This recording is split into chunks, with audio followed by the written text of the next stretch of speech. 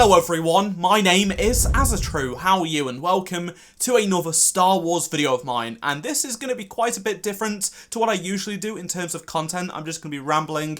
I'm not going to try and edit this too much. I'm just going to talk about Star Wars because I love Star Wars more than anything, and this past week I was at Star Wars Celebration and got a chance to see some incredible things. Of course, alongside the Jedi Fallen Order reveal, we got the first look at the Mandalorian show, and the first trailer for Star Wars Episode 9, The Rise of Skywalker. And seeing as I've made a bunch of videos on Jedi Fallen Order and expressed my thoughts on it, I thought I'd now turn the two things I'm most excited for this year, The Mandalorian and Episode 9, and put it into one video because I don't think they deserve a separate video on my channel, which is mainly game related, Star Wars games related, but I thought I'd just talk about it and how I feel, what I do like, what I don't like, what I hope to see, stuff like that, based on what we did see, because we did get a publicly released trailer for Episode 9, but the Mandalorian panel did see attendees at the panel actually get exclusive footage, but then it was recorded and put into a cam off-screen video on YouTube, and you can't really appreciate what we saw, to be honest. It was fantastic. Amazing Star Wars is being made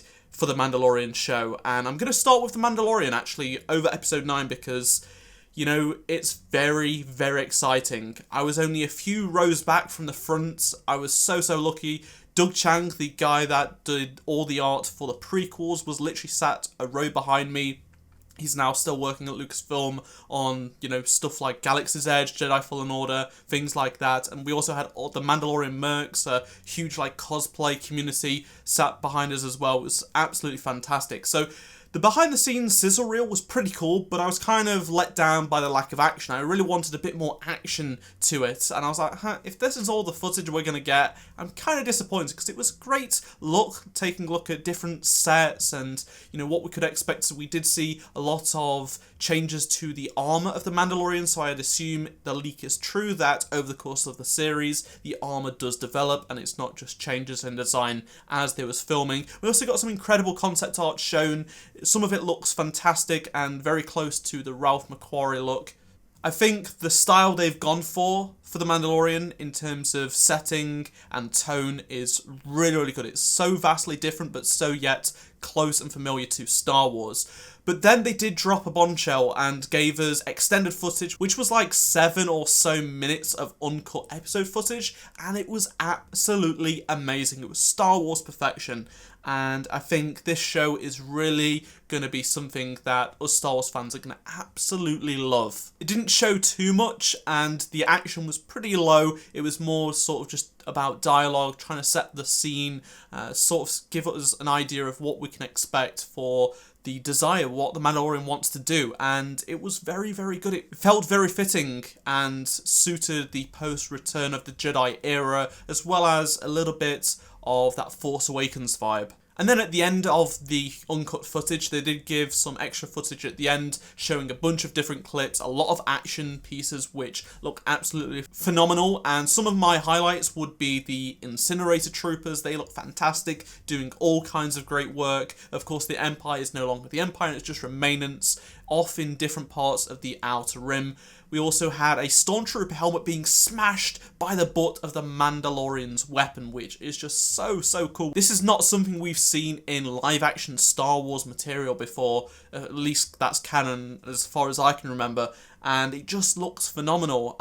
They've done some great work with the ship, which is called the Razor Crest. I love the ship design, and it's actually going to be a real model. They showed some behind the scenes of them making it as an actual model. It's not CGI, the actual ship flying.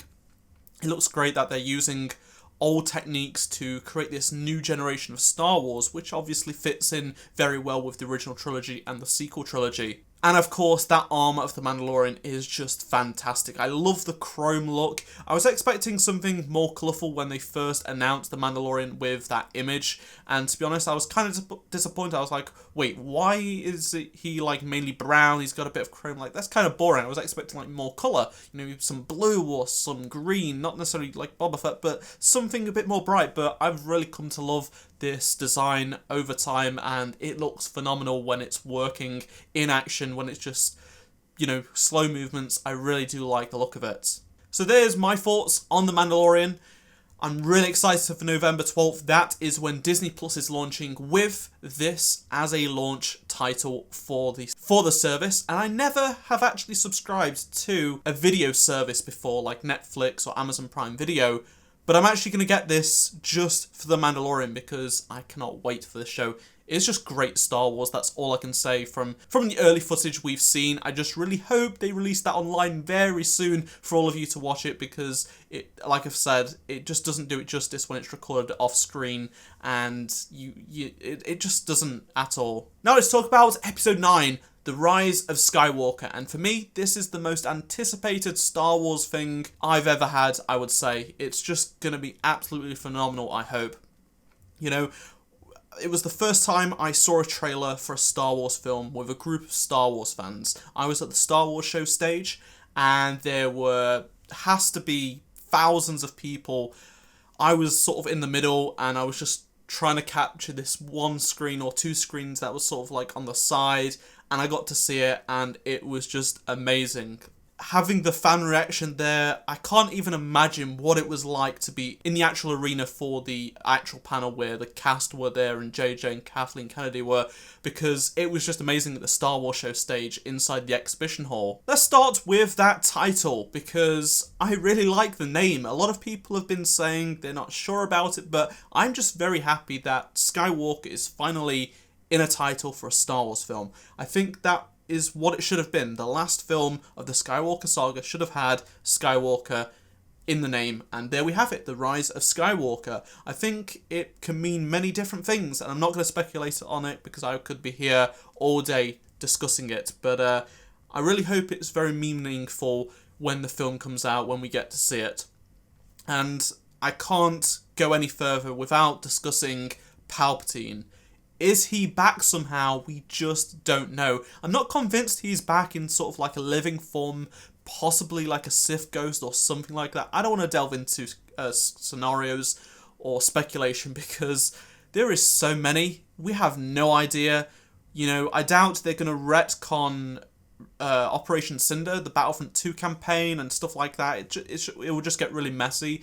I'd assume it's something to do with the Death Star 2 that we also saw, which I know people hate seeing Death Stars, but for some reason I've got this love for the Death Star 2, the second Death Star. I don't know why, but I've always loved it ever since I saw Episode 6, Return of the Jedi. It just looks amazing, and to see that on Endor crash down, and the main crew, Rey, Finn, Poe, and of course R2 and C-3PO go and find the wreckage, and I just cannot wait to see how it plays out with Palpatine. Also, I got a chance to meet Ian McDiarmid, the Emperor himself, which was an absolutely phenomenal experience. I got to say hello to him and a few other things and had my photo with him, which was just amazing. And yeah, I'm so glad the Emperor is back somehow. Even if it's just minor part of the story, I don't know. I just think it's there to throw us off, thinking, oh, Emperor's back, but all is not what we seem. Look how trailers turn out for films. They usually are there to throw us off a little bit. So I just hope not to try and build too much expectation for it. I also love the new outfits for the main cast. Poe, Finn and Rey look absolutely fantastic. I wasn't too sure about Finn's haircut. I kind of still prefer his standard haircut as seen in Force Awakens: The Last Jedi. However, I actually do like his new clothes. I kind of still prefer Poe's old jacket that he gives him in The Force Awakens, but nevertheless, Poe also looks great, and so does Rey. That white Jedi outfit is just amazing, and I was expecting something more like The Last Jedi training outfit, but they've gone a different direction, which is very interesting, and we'll see how that plays out. Also, I'm really glad Kylo is keeping his TIE silencer. I love that design. It's one of the few designs I actually really like from the sequel trilogy, because I feel like as much as I love these films, the designs just aren't as good as the prequels in terms of being so original. Like, the TIE silencer is very close to a TIE fighter or a TIE interceptor, for example, but I actually really do like the look of it, and it's got a bit of a new colour scheme with some red at the front of the cockpit, but I'm just glad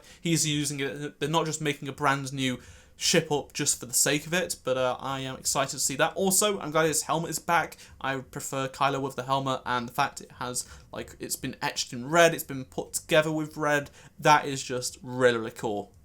But yeah, speaking more about designs, I just really hope there's more interesting Resistance designs, because we can see A-Wings. Are they from Return of the Jedi or other flashbacks? We don't know. Are they Resistance A-Wings? They probably are, but I just think like some of the sequel trilogy designs are very uninspired. I mean, the First Order stuff is pretty nice, but I would have liked to see more ships. There needs to be like a new First Order bomber that doesn't look like a TIE bomber, for example. It needs to be something different and unique. I just hope for new designs, and we didn't really get to see much of new stuff in this, unfortunately, so that is a shame. I also want great callbacks to the past, lots of great cool flashbacks, because that's what's rumoured, and, you know, we had the Tantive 4 or the Tantive 3 in some of the extended footage that was shown to the people at the Star Wars Celebration live panel for the film, so I guess that's going to be like a flashback scene or something. Is it on Yavin 4? I don't know. But I'm also glad the film looks visually amazing, very similar to The Last Jedi. There's a lot more close-ups compared to The Force Awakens in this trailer, and I really like that. The Last Jedi was shot, for me anyway, perfectly, and has some of the best shots in all of Star Wars. That's just my personal opinion, don't hate me. And I'm glad this film has a lot of hints, at least in the trailer, for The Last Jedi, how it's shot versus The Force Awakens. Also, Lando in the Falcon, absolutely amazing. Lando piloting the Falcon yet again is just so damn cool, and I'm glad to see he is back. Hopefully he doesn't die, hopefully he has a decent role. And last but certainly not least, let's talk about the two heroes of the entire saga, R2 and 3PO. They've been in every film, and they've done incredible things. On the mural and the other artwork at Star Wars Celebration for Episode 9, there was C-3PO and R2-D2 in basically everything, and I think this is a subtle hint to get them back in our minds, because I feel like they're going to play a much bigger part in this film than the past two films, which makes a lot of sense. They have seen everything. They've seen everything from Episode 1 right up till The Last Jedi, and I feel like they really do deserve a special part in this film that brings it all to a conclusion, brings this entire saga to the conclusion. So it was very interesting to see those two characters over, say, BB-8 in artwork and things like that, which makes a lot of sense because they are the ones that sort of tie everything together, which is something they do very, very well. And for me, R2 is my favourite ever droid. So, I mean, whose isn't he? You know, it's just amazing. But that's going to do it from me. I hope you enjoyed this video. A bit different to what I usually do, but I thought I'd share my Star Wars thoughts, given I spent like 6 days talking about Star Wars, watching Star Wars, doing everything Star Wars from the moment I wake up to the moment I go to sleep, also dreaming about Star Wars at Star Wars Celebration. One of the best ever events, if not the best event I've ever been to be honest. It's absolutely fantastic there. I really hope to go next year. It's less likely because of the cost. You know, Anaheim is just going to be absolutely expensive compared to Chicago. I got there really cheaply, to be honest. You know, spent a week there and it didn't cost a lot, but I'm pretty sure Anaheim's going to cost an absolute fortune in comparison. Why can't it be in Europe? I'm so sad for all of the people that didn't get to go this year because they were in Europe, and now they can't go again because it's in Anaheim again. Ugh. Oh well, that's just my thoughts. Let me know in the comments section below your thoughts on The Mandalorian and Episode 9. And I'm going to be reading all of them. I'm very excited for this year for Star Wars. We've got a new film, the first ever live-action TV show. We also got a bit of a sneak peek of Star Wars, The Clone Wars Season 7. And, of course, Jedi Fallen Order is on its way as well. So there's going to be so much to talk about, and I just can't wait. Thank you very much for watching. Be sure to drop a like on this video if you enjoyed it, and I shall see you all in my next Star Wars Battlefront 2 video. Goodbye.